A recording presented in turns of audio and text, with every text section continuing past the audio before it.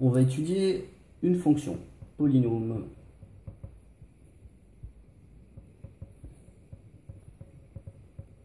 On va étudier f de x égale moins 1 demi de x au carré plus 2x plus 1.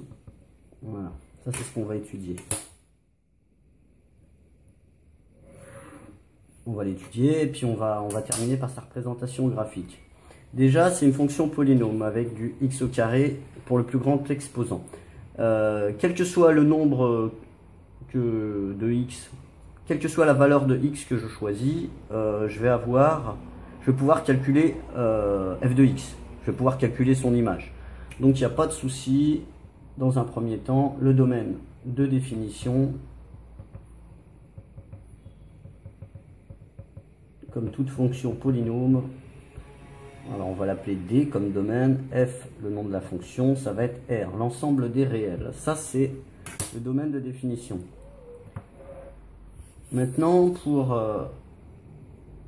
la suite,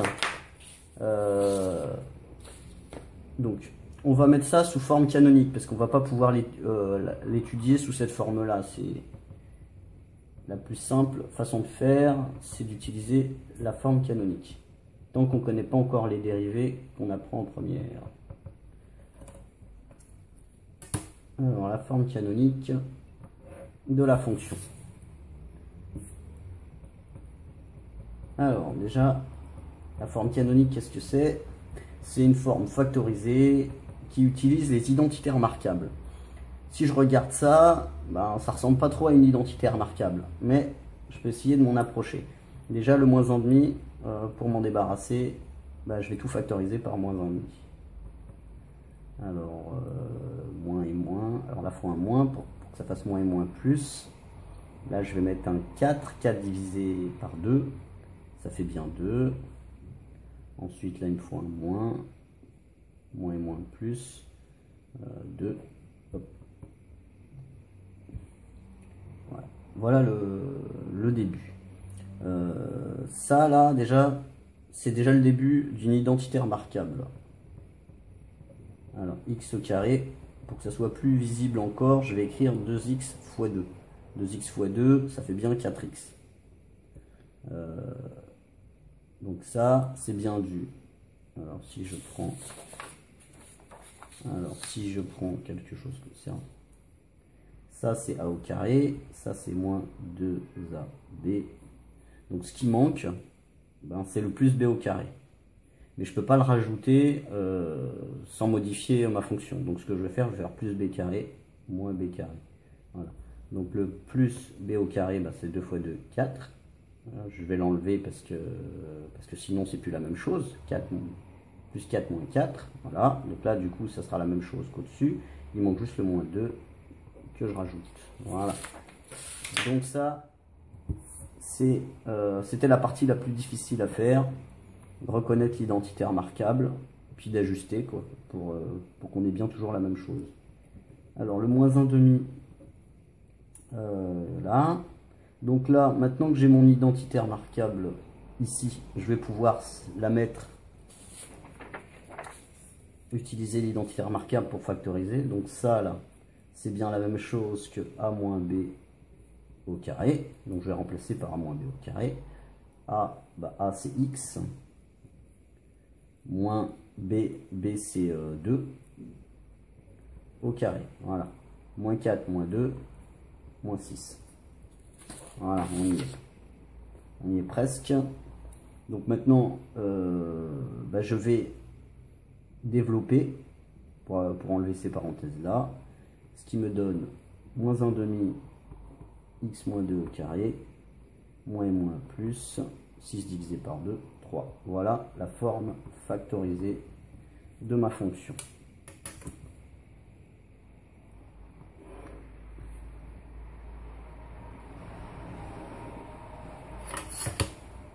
Donc c'est la partie la plus difficile à mettre sous forme canonique. Mais je le rappelle, tous ceux qui veulent faire des études scientifiques doivent être à l'aise dans ce genre de calcul parce qu'au lycée, c'est pas forcément exigé, mais après, si on n'est pas à l'aise pour des calculs aussi simples, les études scientifiques, ça va être compliqué. Donc maintenant, ce qu'on va faire, on va se servir de la fonction de référence x au carré. Juste pour rappel, la fonction carré, elle a cette tête-là. Voilà. Alors là, c'est 0. Pour les valeurs, alors si je mets f de x égale x au carré. Pour les valeurs de x négatives, la fonction va être décroissante. Pour les valeurs de x positifs, elle va être croissante. Voilà. Ça, c'est la fonction de référence qui nous le dit. Maintenant, si je regarde ça, waouh, on se dit il y a une petite différence. Il faut d'abord s'occuper de ce qui est là, de ce qui est au carré. Donc, quand ça va être au carré, quand ça va être négatif, et bien ça va être décroissant. Et quand x-2 va être positif, ceci va être croissant. C'est la fonction de référence qui nous le dit. Alors, si on utilise ce que je viens de dire là, alors, on va faire un petit tableau de variation qui va grossir au fil du temps. Alors, tableau de variation. Hop.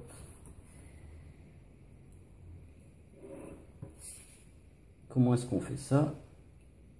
Hop, on va faire ça, c'est grand pour être à l'aise. Alors, dans la première ligne, on va mettre x. X, d'après le domaine de définition, il va varier sur l'ensemble, enfin il va appartenir à l'ensemble des réels, donc on va mettre moins l'infini ici, plus l'infini là.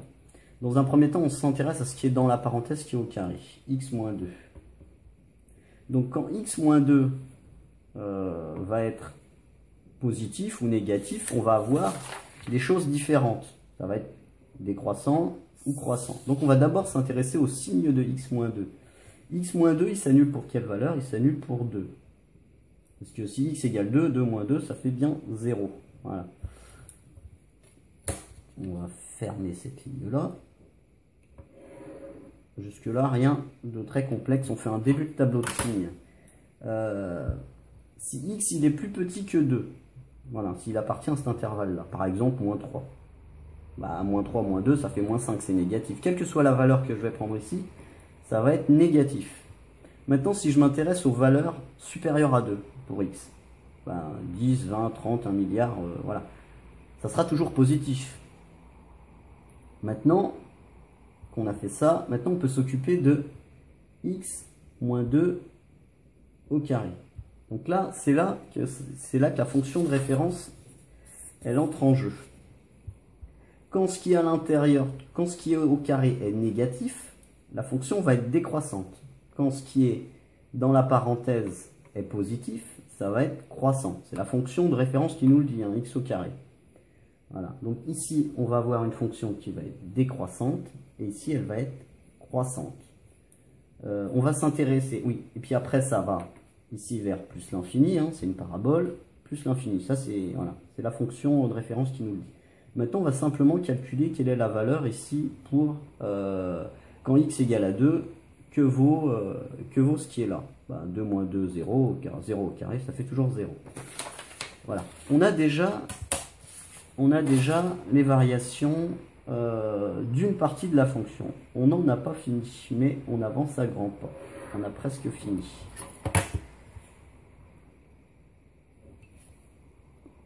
Maintenant, on va prendre uniquement le moins 1/2 devant. Alors, moins 1/2, x moins 2 au carré. Voilà. Et là, on va s'interroger sur les variations de cette chose-là. On va utiliser ce qu'on sait déjà. On va tracer la fonction x moins 2 au carré. Alors, x moins 2 au carré, quand x égale à 2, alors ça c'est les x, ça c'est les y. Quand x égale à 2, x moins 2 au carré, ça vaut 0. Et après, c'est une parabole qui fait quelque chose comme ça. Voilà, on imagine, hein, quelque chose comme ça. Bon. Mettons maintenant qu'on multiplie tout ça par moins 1. Qu'est-ce qui va se passer? Ben, en fait, on va avoir la même chose. Imaginons ce point-là. Bon, ça c'est x moins 2 au carré. Si je le multiplie par cette valeur qui est là, c'est-à-dire une valeur positive, si je la multiplie par moins 1,5, qu'est-ce que je vais avoir? Je vais avoir un point qui va se situer déjà dans les négatifs et qui va être moitié moins grand. Mettons par là. On peut faire le même raisonnement pour tous les points. Voilà. Etc.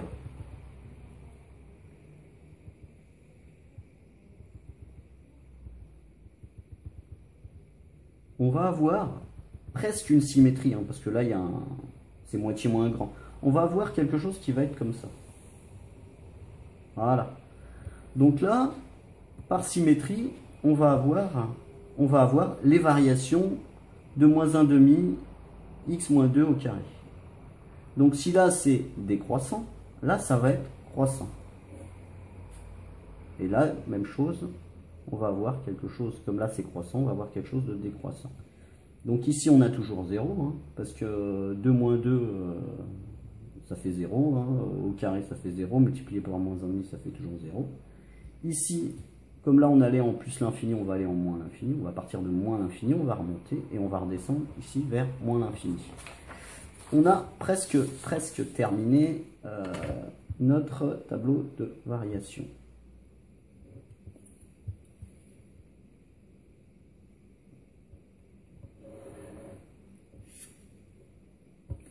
Alors, la vraie fonction qui nous intéresse, c'est moins 1,5 facteur de x moins 2 au carré plus 3. Ça, c'est notre vraie fonction qui nous intéresse. Hein. Tout le reste, c'était des calculs intermédiaires. Alors, si je prends moins l'infini et je lui ajoute 3, bah, il ne va pas se passer grand-chose. Hein. Moins l'infini plus 3, ça sera toujours moins l'infini. Ensuite, si c'était croissant, bah, ça va rester croissant, il n'y a pas de raison. Par contre, là, ça change un petit peu. Là, on remontait vers 0, ça, 0, mais plus 3, bah, ça fait 3.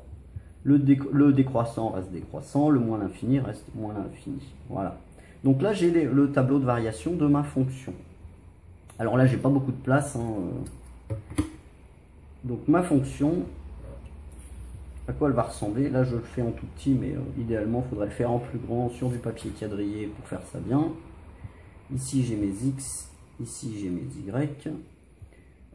Pour x égale 2, alors on va faire ça 1, 2, on va mettre 2. On a la fonction qui est égale à 3, 1, 2, 3, là-haut.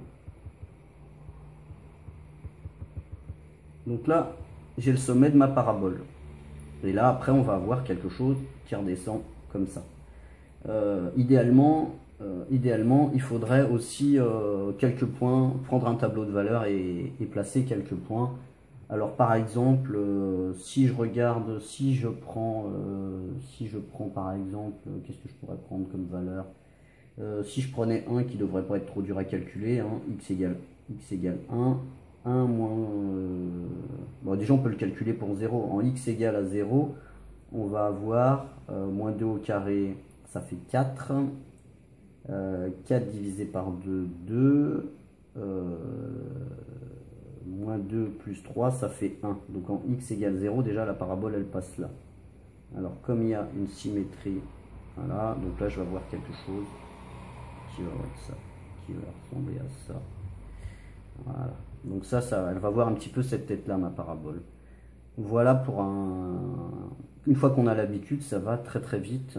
Et j'ai préparé aussi d'autres exercices, vous les retrouvez sur le site. Voilà, à plus.